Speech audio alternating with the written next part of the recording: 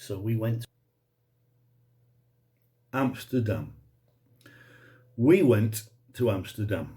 I mean, God, talk about nothing else to do. Finals were over, the abyss loomed, so we went to Amsterdam.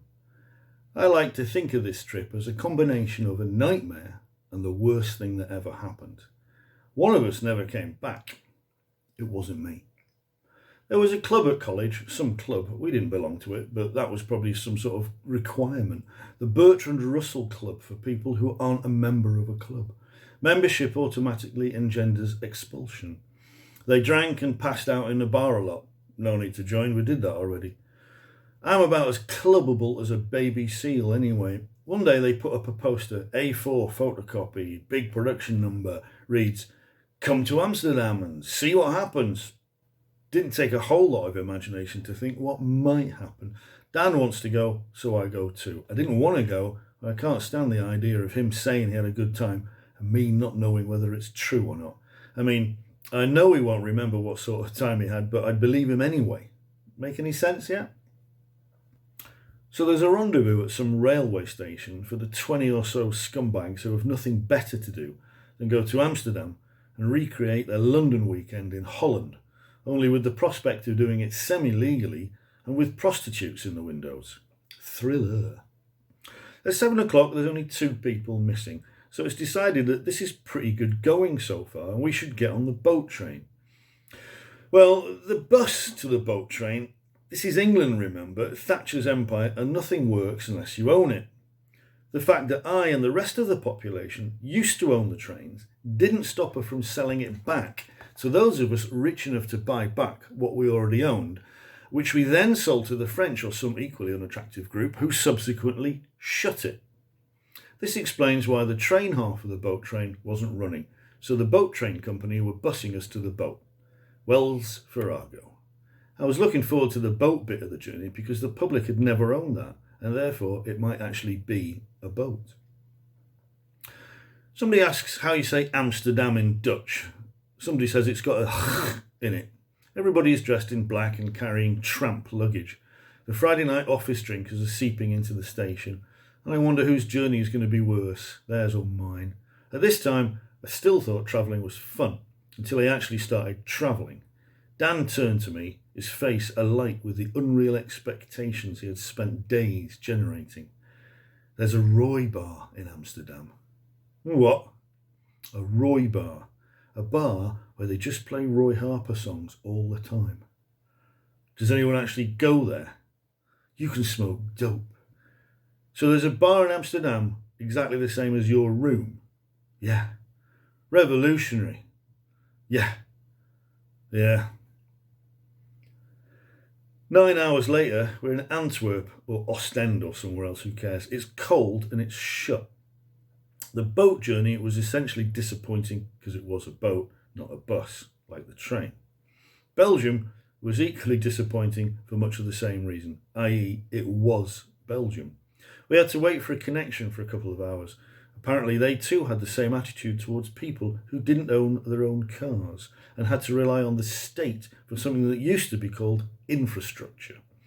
The railway station had refused to go beyond the strictest description of itself. It included rails and a place to stop the train, but it didn't embrace anything approaching a facility. Very literal, these people. Some socialists had smuggled in a cafeteria back in the 50s, but it was A, now the 80s, and B, therefore closed. A prehistoric video game sat in the entrance hall, one where you sat in a kind of low-slung booth to drive some other thing around Video World. This little compartment was the warmest place on the continent that night, and Daniel spent half an hour crammed in there, squealing in delight, total incomprehension, at what was happening on the tiny screen. This was travelling.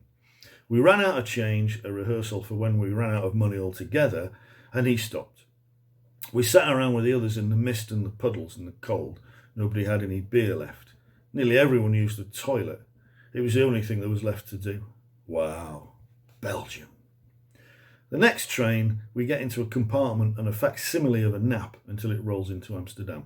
Still cold. Where are we staying? The buildings on the square outside the station are tall and thin, like they're built for Daniel to stand up in. The club people trail off in a direction. We follow. I realise we don't actually know or want to know these people. Why did we come? Come on. We join the end of the wagon train of black and get to what passes for a hostel round the back of the station on the waterfront. They sell coffee in the reception area and everyone seems to spend a lot of time being aloof. It's Amsterdam, man, is the attitude. We all know what you've come for. It's more than I know. We live here. We can do this all the time. What? Drink coffee? Stew fucking pandas. Reminds me of Paris. People standing around being in Paris. What do you actually do in these places apart from be in them? Nothing. Doesn't matter anyway. There's only the being. Any doing is just filling up the time until you aren't. We had to fill in a form to get a bed. Under occupation, Dan wrote mystic and I wrote autoimmune. I don't know what the others wrote, but it can't have been any more inaccurate. Perhaps the police know that whatever you write on these forms is the exact opposite of what you actually are. Problem was, me and Dan didn't have an occupation between us. We didn't actually do anything. I mean, this is the question. When somebody says, what do? You answer, I am, insert job. Now, there's a grammatical problem right there. The question uses a verb denoting action, but the answer uses a stative verb. This is oil and water. You can't be an activity, can you? Anyway, the two of us didn't really have this problem as we didn't have jobs or any certainty that we existed, so we sniggered at our no doubt original wit and lugged our homeless bags to the dormitory, 2 rows of bunks in a room which hadn't heard of colour or much else apart from 2 rows of bunks. It was raining through the window and various other useless looking travellers were hanging around looking for a conversation, trying to score a lid of something a bit prohibited where they came from, or wondering why the whole place was so, well, shit, really. Now it's 10 o'clock in the morning or something, and I'm having trouble recognising this hour, as I usually drop off around 6 or so and don't wake up until everyone's back from work, the schmucks. Daniel was in the bathroom looking at his face in the mirror. The bathroom lacked a bath, but had everything in the way of cold and bare. He had arranged toiletries on the shelf under the mirror.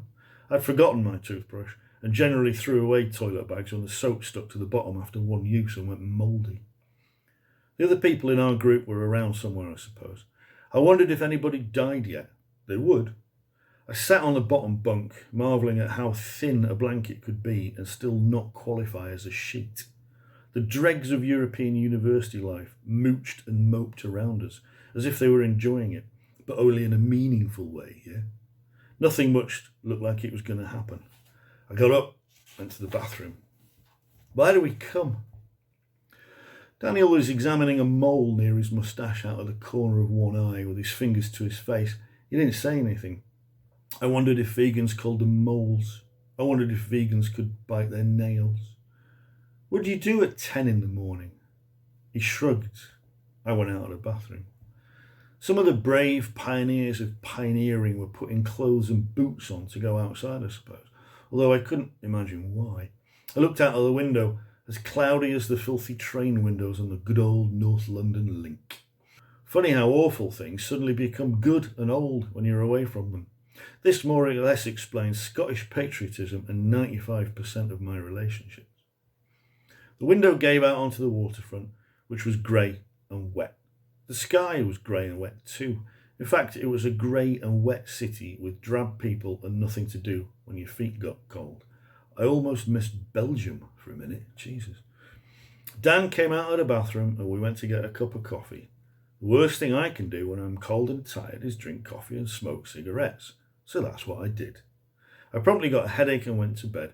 But of course the coffee wouldn't let me sleep. And somehow Dan was waking me up after a gap I can't remember. And we really had to go out then. He hadn't had a joint for 300 miles. I put my shoes back on and started the day all over again. Guess what? Still raining, still not Paris outside.